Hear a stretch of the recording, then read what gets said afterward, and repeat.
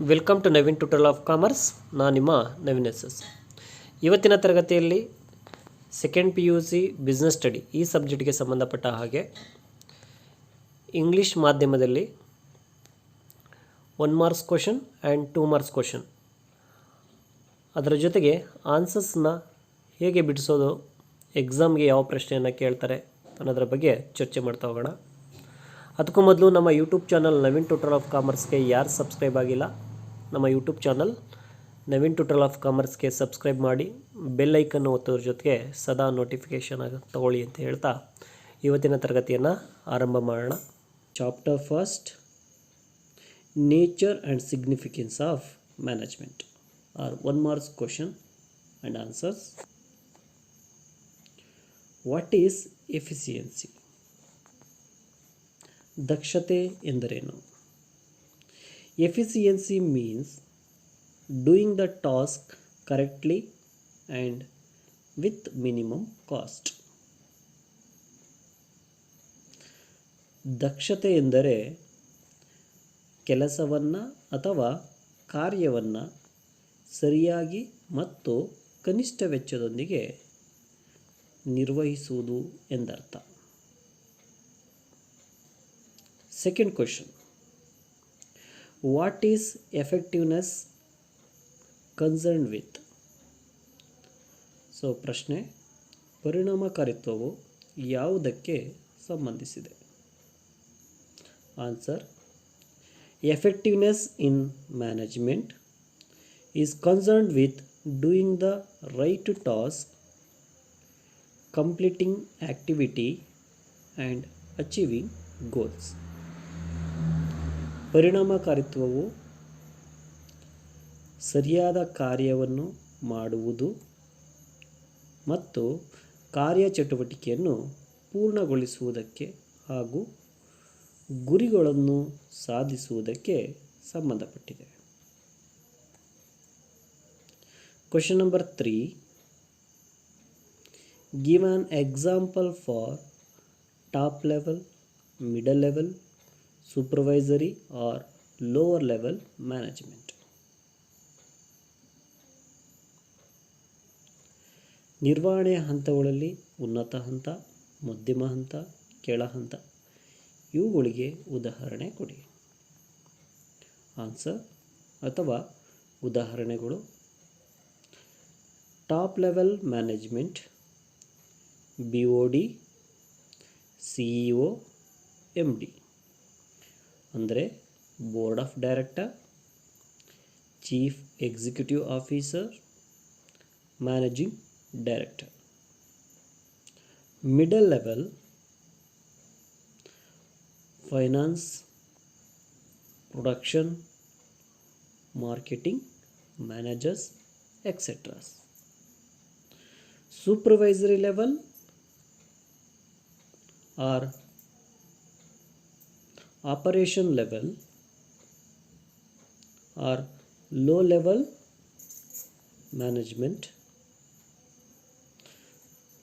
supervisors, foreman, inspector, etc. These are the example for top level, middle level and low level management. ಉನ್ನತ ಹಂತ, ಮಧ್ಯಮ ಹಂತ, ಕೆಳ ಹಂತಗಳಿಗೆ ಉದಾಹರಣೆಗಳು ಎಂದರೆ ಉನ್ನತ ಹಂತದಲ್ಲಿ ಅಧ್ಯಕ್ಷರು, ನಿರ್ದೇಶಕ ಮಂಡಳಿ, ಮುಖ್ಯ ಕಾರ್ಯಕಾರಿ ಅಧಿಕಾರಿಗಳು ಇವರು ಸಾಮಾನ್ಯವಾಗಿ ಕಂಡುಬರುತ್ತಾರೆ. ಮಧ್ಯಮ ಹಂತಕ್ಕೆ ಸಂಬಂಧಪಟ್ಟ ಹಾಗೆ ಹಣಕಾಸು ವ್ಯವಸ್ಥಾಪಕರು, ಉತ್ಪಾದನಾ ವ್ಯವಸ್ಥಾಪಕರು ಹಾಗೂ ಮಾರುಕಟ್ಟೆ ವ್ಯವಸ್ಥಾಪಕರು ಕಂಡುಬರುತ್ತಾರೆ.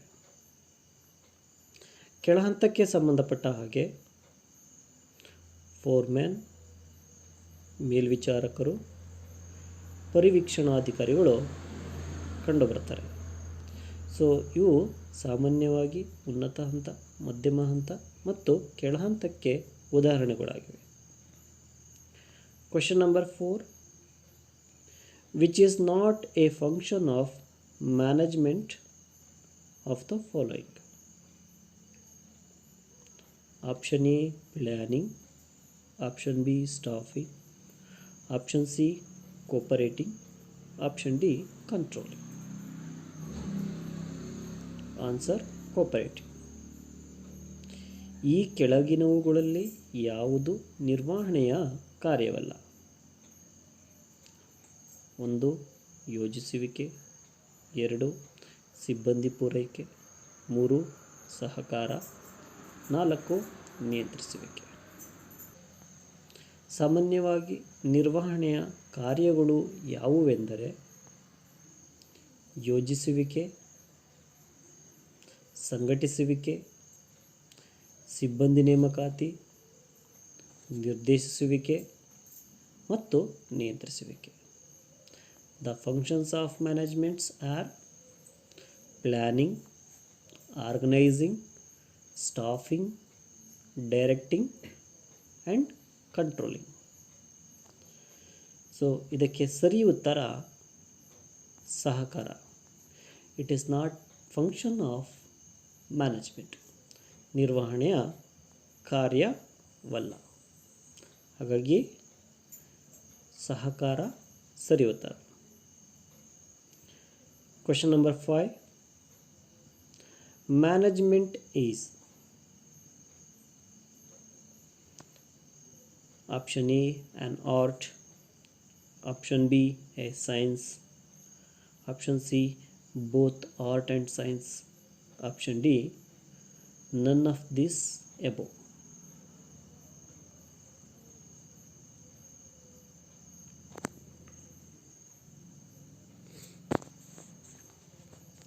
Option D, none of the above. ನಿರ್ವಹಣೆಯು ಡ್ಯಾಶ್. 1 ಕಲೆಯೇ, 2 ವಿಜ್ಞಾನವೋ, 3 ಕಲೆ ಮತ್ತು ವಿಜ್ಞಾನವೋ, 4 ಯಾವುದೂ ಅಲ್ಲ. ಸಾಮಾನ್ಯವಾಗಿ ನಿರ್ವಹಣೆಯು ಕಲೆಯೂ ಹೌದು ಮತ್ತು ವಿಜ್ಞಾನವೂ ಹೌದು. ಹಾಗಾಗಿ answer management is both art and science. Next question. The following is not an objective of management. Option A, earning project. Option B, growth of the organization. Option C, providing employment. Option D, making policy. ಇದು ನಿರ್ವಹಣೆಯ ಒಂದು ಉದ್ದೇಶವಲ್ಲ. 1 ಲಾಭ ಗಳಿಸುವುದು. 2 ಸಂಘಟನೆಯ ಬೆಳವಣಿಗೆ. 3 ಉದ್ಯೋಗ ಅವಕಾಶ ನೀಡುವುದು. 4 ನೀತಿ ರಚಿಸುವುದು. ಸಾಮಾನ್ಯವಾಗಿ ನಿರ್ವಹಣೆಯ ಉದ್ದೇಶಗಳು, the objectives of management. First one, organizational objective. Second one, social objective. Third one, personal objective. ಸಾಮಾನ್ಯವಾಗಿ ನಿರ್ವಹಣೆಯ ಉದ್ದೇಶಗಳು ಸಾಮಾಜಿಕ ಉದ್ದೇಶ, ಸಂಘಟನಾತ್ಮಕ ಉದ್ದೇಶ ಮತ್ತು ವೈಯಕ್ತಿಕ ಉದ್ದೇಶಗಳು. ಆದರೆ ನೀತಿ ರಚನೆ ಮಾಡುವುದು ಉನ್ನತ ಹಂತದ ಕಾರ್ಯವಾಗಿರುತ್ತದೆ. ಹಾಗಾಗಿ ಸರಿ ಉತ್ತರ ನೀತಿ ರಚಿಸುವುದು. ಸೊ ಇದು ನಿರ್ವಹಣೆಯ ಒಂದು ಉದ್ದೇಶವಲ್ಲ. ಉಳಿದ 3 ಸಾಮಾನ್ಯವಾಗಿ ನಿರ್ವಹಣೆಯ ಉದ್ದೇಶಗಳು. Following is not on objective of management. Option A, earning of project. It is objective of management. Growth of organization. It is also one of the objective of management. Providing employment. It is also one of the objective of management. Last one, policy making. Policy making is function of top level management. That's why answer policy making. Question number 7.